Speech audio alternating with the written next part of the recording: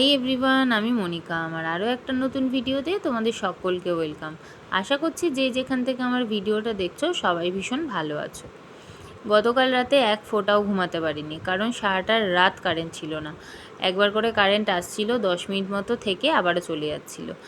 যেই একটু চোখটা লেগে আসছিলো অমনি কারেন্টটা চলে যাচ্ছিলো। আর আমার ঘর তো মারাত্মক গরম হয়ে যায়, খুব গরম আমার ঘরে, মানে এসি অথবা ফ্যান ছাড়া টেকা যায় না।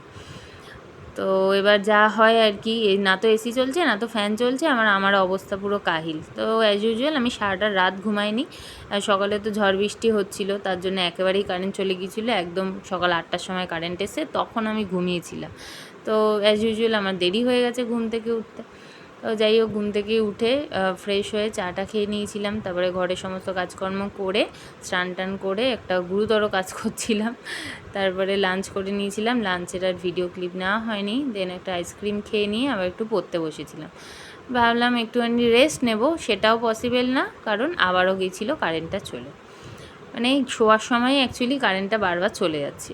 আর তার মধ্যে হলো মশার যা উৎপাত, মানে অন্ধকার হতে না হতেই মশার উৎপাত এত পরিমাণে বেড়ে যায়, মানে বলার মতো না। তো যাই হোক, তারপরে কারেন্টটা আসার পরে একটু রেস্ট নিয়েছিলাম।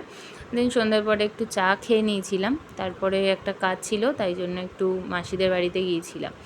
তো এইভাবেই দিনটা কাটিয়েছি। ভিডিও ভালো লেগে থাকলে অবশ্যই একটা লাইক কমেন্ট শেয়ার করে আমার পাশে থেকো। সবাই ভালো থেকো, সুস্থ থেকো, বাই।